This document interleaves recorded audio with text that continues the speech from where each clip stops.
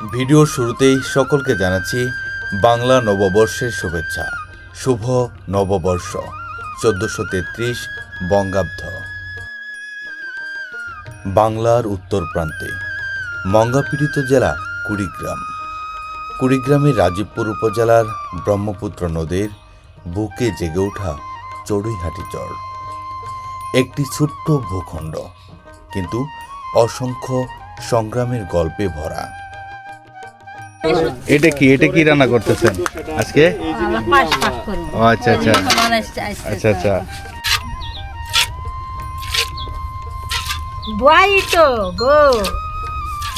আপনাদের চরে গরুগুলা স্বাস্থ্য অনেক কম। ঘাস নাই, কত গরু স্বাস্থ্য নাই। এখন ঘাস পাওয়া যায় না, না একদম শুকায় হাড্ডি বের হয়ে গেছে। হাড্ডি বাড়া গেছে গো, তার মধ্যে যে কতদিন দুধ কেমন হয় চাচি? খিলালে দুধ হয় গো। এখন কি লিটার খানিক হয়? না আজকে পানাইতেছি, কেবল পানাই না, যে ঘাস নাই না, বাছুরে খায়। বাছুরেই খায় না? হ্যাঁ। কোথায় যাও তুমি? কোথায় যাও? ওপারে যাবা? ওপারে কি তোমাদের বাড়ি? এখানে কোথায় আসছিলা বাবা? নানির বাড়ি। নানির বাড়ি থেকে বাড়ি যাইতেছ? কি কি দিয়ে দিছে তোমার নানি? বোতল, তারপরে ফুলকপি, তারপরে আর মনে নাই? বোতল, ফুলকপি। এখানে কি কাপড় চোপড় আছে না? ঠিক আছে বাবা, যাও, নৌকা দাঁড়ায় আছে, যাও। চড়ুইহাটি চর। চোরের বাড়ি থেকে ওপারে যাচ্ছে তার নিজের বাড়িতে। চোরে এসেছিল নানির বাড়িতে। কতটা সংগ্রামী জীবন। ছোট্ট এক বাচ্চা এই দুর্গম পথ পেরিয়ে যাবে ওপারের বাড়িতে। চোরের মানুষের জীবন সংগ্রামে ভরপুর। নদীর বুকে জেগে ওঠা ছোট্ট এক পৃথিবী, চড়ুইহাটি চর। এখানে যারা থাকে তাদের জীবনটা অন্যরকম। তাদের প্রতিটা দিনই এক একটা লড়াই। ভোর হতে এই চর জেগে ওঠে। সূর্যের আলো পুরোপুরি ছড়িয়ে পড়ার আগেই মানুষ নেমে পড়ে তাদের কাজে। কেউ যায় মাঠে, কেউ নদীতে জাল ফেলে, কেউ বা ঘরের ভেতর ছোট ছোট কাজ সামলায়। তাদের চাওয়া খুব বেশি কিছু নয়, একটু ভাত, একটু শান্তি, আর একটা নিরাপদ আশ্রয়। কিন্তু এই সহজ চাওয়াগুলোই এখানে অনেক বড় স্বপ্ন। এই চরে সবচেয়ে বড় ভয় নদী ভাঙন। আজ যে জায়গাটিতে দাঁড়িয়ে আছে, কাল সেই জায়গাটি নাও থাকতে পারে। একটা রাত, একটা ঢেউ সব কিছু বদলে দিতে পারে। কত ঘর ভেঙেছে, কত মানুষ নিঃস্ব হয়েছে, তার হিসাব কেউ রাখে না। তবুও মানুষ থেমে থাকে না, তারা হতাশ হয় না, এগিয়ে চলে আগামী দিনগুলোর জন্য। আবার নতুন করে ঘর তোলে তারা, আবার নতুন করে শুরু করে এই চোরের মায়েরা। এখানে হচ্ছে সন বা কাষ্টা দিয়ে তৈরি করা। এই জনপদের প্রায় সব বাড়িঘরগুলোই একদম সন বা কাষ্টা দিয়ে তৈরি করা। আমরা যদি একটি ঘরের ভেতরে যাওয়ার চেষ্টা করি, দেখেন এখানে হচ্ছে এটা তো সন না, এটা হচ্ছে মানে কতটা সাদামাটা তাদের জীবন। একপাশে হচ্ছে নিজেদের রান্না করার জন্য প্রয়োজনীয় নিত্য প্রয়োজনীয় কিছু জিনিস, আর আরেক পাশে হচ্ছে নিজেদের থাকার জায়গা। আর এখানে দেখেন এটা হচ্ছে তাদের চৌকির নিচে জাস্ট শুধু একটু কয়েকটা বস্তারি দেওয়া আর হচ্ছে খড় দেওয়া। অর্থাৎ এই জনপদের মানুষরা কতটা সাদামাটা জীবনযাপন করে। উপরের চালটা হচ্ছে শোলা দিয়ে নির্মিত, আর বেড়াগুলো হচ্ছে সন বা কাশ্যে দেওয়া। এটা কি তোমাদের ঘর? ও, তুমি তো আমাদের সাথে আসলা, তাই না? চরের ভেতরে প্রবেশ করতে না করতেই হঠাৎ করেই চোখের সামনে চলে এলো ৮০ কিংবা ৯০-এর দশকে হারিয়ে যাওয়া গ্রাম বাংলার এক প্রতিচ্ছবি। আহ, কতই না সুন্দর! এখানে মাসকালাই মলম দিয়ে সেটা গাছ থেকে আলাদা করা হচ্ছে। এভাবেই একটা সময় গ্রামীণ সাধারণ মানুষরা, যখন আধুনিক যুগের কোনো কিছু ছিল না, তখন তারা এভাবেই তাদের নিজেদের গবাদি পশু, গরু, মহিষ, এগুলো দিয়ে তারা তাদের মাড়াইয়ের কাজ চালাতো। অর্থাৎ যেটিকে অনেকটাই আঞ্চলিক ভাষায় মলন বলা হয়ে থাকে। আসলে আঞ্চলিকভাবে এক এক জায়গায়, এক এক জেলা কিংবা এক এক বিভাগে এটির নাম এক একটি। এখন ভোর দুপুরবেলা। বসতবাড়িগুলোতে গেলে বেশিরভাগ বাড়িতেই মানুষ খুঁজে পাওয়া যায় না, কারণ তারা তাদের গবাদি পশুকে ঘাস খাওয়ানোর জন্য মাঠে চলে যায় সাত সকালেই। আবার অনেকেই ক্ষেত খামারে কাজ করার জন্য মাঠে চলে যায় কেবলমাত্র বিকাল কিংবা সন্ধ্যার সময়, এবং ভোরবেলায় তাদের বাড়িতে পাওয়া যায়। আসলে চরের মানুষরা কতটা সংগ্রামী, কতটা সাদামাটা জীবনযাপন করে। আসসালামু আলাইকুম। বাড়িতে কেউ আছেন?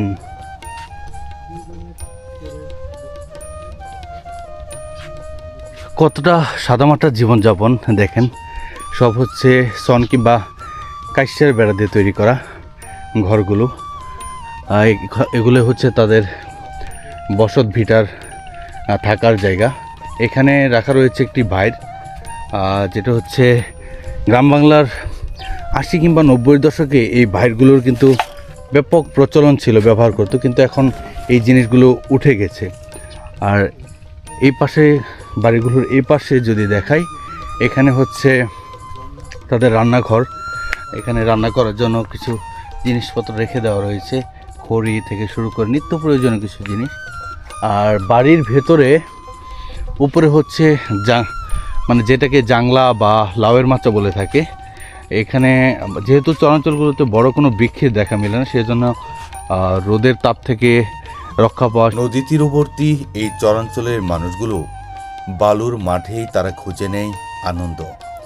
নদীর ধারে দাঁড়িয়ে দেখে স্বপ্ন। বর্ষা এলেই এই চরের কষ্ট আরও কয়েক গুণ বেড়ে যায়। চারিদিকে শুধু পানি, ঘরের ভেতরেও পানি ঢুকে পড়ে, চলাচল কঠিন হয়ে যায়। তখন জীবনটা আরও অনেক বেশি কঠিন হয়ে থাকে। তবুও মানুষ টিকে থাকে, কারণ তারা জানে লড়াই করেই বাঁচতে হবে এই চরে থাকতে গেলে।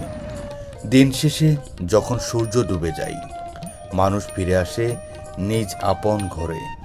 ক্লান্ত শরীর, কিন্তু মন ভরা আশা আর বুক ভরা স্বপ্ন, কারণ তারা বিশ্বাস করে আগামীকাল হয়তো ভালো হয়ে যাবে সব কিছুই।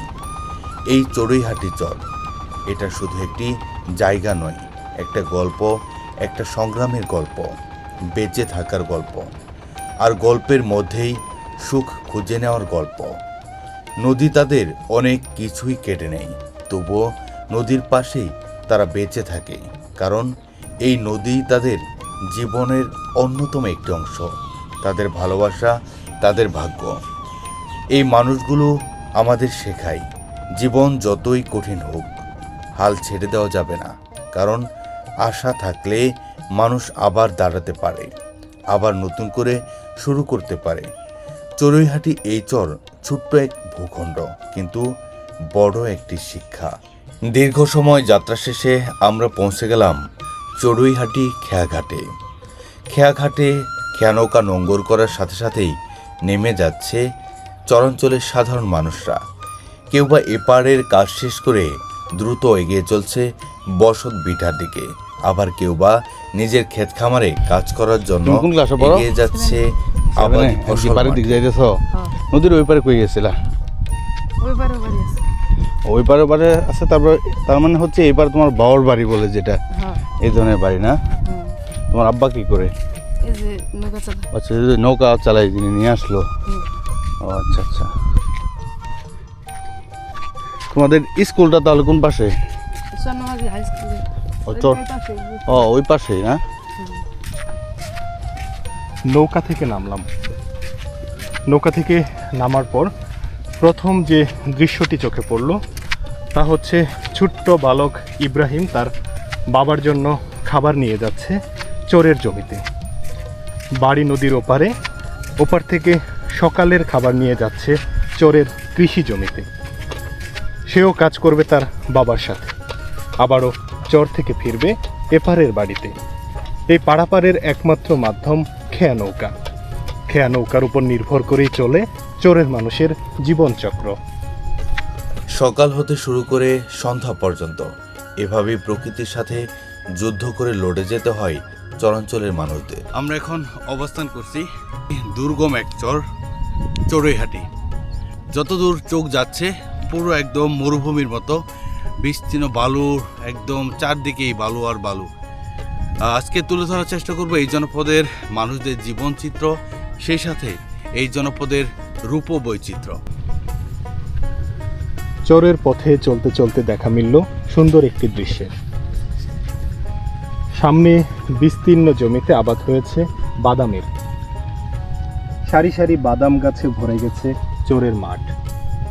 তার ঠিক পাশেই আবাদ হয়েছে খেসারি কালাই। বাদাম আর খেসারি কালাই ঘরে উঠবে আর কিছুদিন পর। চরের মানুষের মুখটা ভরে যাবে হাসিতে। কৃষিকাজের উপর নির্ভরশীল এই মানুষের জীবন, যখন কৃষিকাজের উপর নির্ভরশীল এই মানুষগুলোর জীবন, যখন নতুন ফসল ঘরে ওঠে তখন কৃষকের ঘরে ঈদের আনন্দ বয়।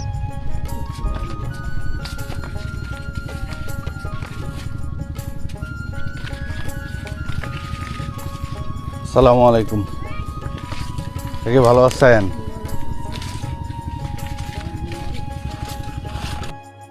ব্রহ্মপুত্র থেকে উঠে আসা হিমেল হাওয়ায় দোল খাচ্ছে তিল গাছগুলো।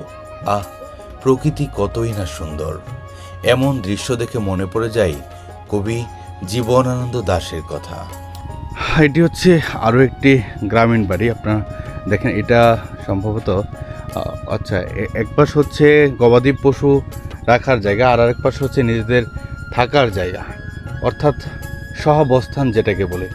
এখানে চোখের পাশে একটা জিনিস দেখুন যে বই রাখা রয়েছে, অর্থাৎ এখানে ক্লাস 3 একজন শিক্ষার্থী হয়তো বা আছে। ক্লাস 3 থেকে পড়ে তুমি? ও আচ্ছা, এটা তোমাদেরই ঘর। এই পাশে আসো, এই পাশে আসো। তুমি ক্লাস 3-তে, তোমার স্কুলের নাম কি? কোন স্কুলে পড়ো? স্কুলের নাম কি? সরকারি প্রাথমিক। বাহ, মাশাআল্লাহ, ক্লাস 3-তে না? যাক, আসলে দেখেন, মানে এই দুর্গম চরগুলোতে এখনো শিক্ষার যে কার্যক্রম এগুলো চালু রয়েছে। ও ক্লাস 3-তে পড়ে। নাম কি তোমার? রাব্বি। মাশাআল্লাহ, নামটা অনেক সুন্দর। এটা আল রাব্বি বলতে হবে। রাব্বি মানে হচ্ছে রব, এটা বলা যাবে না, আল রাব্বি বলতে হবে।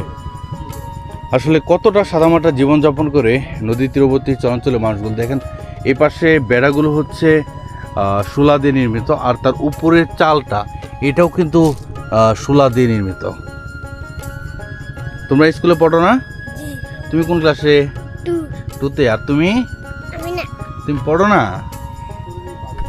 নদ নদীর জেলা কুড়িগ্রাম। কুড়িগ্রাম জেলার চড়ুইহাটি চর। বিস্তীর্ণ এই চরাঞ্চল জুড়ে ভুট্টার আবাদ হয়েছে। ভুট্টার ক্ষেতের মাঝে মাঝে কিছু বসতি। এই বসতি নিয়েই গড়ে উঠেছে এই চরের এক বিরান ভূমি। চরের জীবন মানেই অনিশ্চয়তা। আজ যে জমিতে ফসল ফলছে, কাল সেই জমি হয়তো নদীর গর্ভে বিলীন। একটি রাতেই বদলে যেতে পারে সব কিছু। একটি ভাঙন, একটি ঢেউ, একটি দীর্ঘ শ্বাস, আর সব শেষ। আরও একটি ঘরে প্রবেশ করার চেষ্টা করে আপনারা দেখেন, এই পাশে এই ঘরের বেড়াটা পর্যন্ত কিন্তু নেই। আর এই পাশে হচ্ছে একটি ছোট মাচা, নিত্য প্রয়োজনীয় কিছু জিনিস রাখা, হয়তো বা নতুন করে শুরু করতেছে। হ্যাঁ, এটা হচ্ছে তাদের একটি রান্নাঘর, যেখানে তাদের প্রায় দিনে 3 বেলা রান্না করা হয়।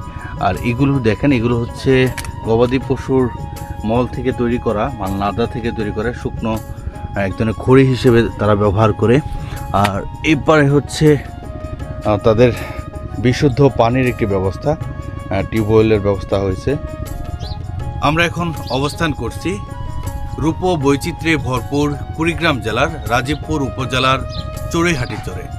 আজকে আমরা এখন বর্তমানে যে বসত ভিটার এখানে অবস্থান করছি, এটির চারপাশে, এক পাশে হচ্ছে ব্রহ্মপুত্র নদ, আর তার 3 পাশে হচ্ছে কিন্তু ভুট্টার ক্ষেত। আমরা এসেছি গহীন চরে। ওপাশের বসত বাড়ি পেছনে ফেলে আমরা এখন আরও একটি বসত বাড়ির সামনে। এপাশে আবাদ হয়েছিল সরিষার, তার পাশে ভুট্টার, আর ঠিক তারপরেই হচ্ছে বসতবাড়ি। এই বসতবাড়ি নির্মিত হয়েছে সন ধারা। একটু আগে যেটি বলছিলাম, এই চরের প্রত্যেকটি বসতবাড়ির তৈরি হয়েছে সন দিয়ে। চড়ুইহাটি চর, যেখানে প্রতিটি দিন একটি নতুন পরীক্ষা, আর প্রতিটি মানুষ এক একজন যোদ্ধা। তাদের জীবনের এই প্রামাণ্যচিত্র হয়তো আমাদের চোখে এনে দিবে জল, কিন্তু সেই সাথে শেখাবে কিভাবে অল্পের মধ্যেও জীবনকে ভালোবাসতে হয়। নদীর স্রোত যেমন থেমে থাকে না, তেমনই থেমে থাকে না মানুষগুলোর জীবনও। তারা বেঁচে থাকে স্বপ্ন নিয়ে, সংগ্রাম নিয়ে, আর একটু আশার আলো নিয়ে। অসুস্থ হয়ে গেছিলেন বলে? অসুস্থ হয়ে গেছিলাম, মানে 15 দিন মনে আছে। ফিয়ামানিল্লাহ।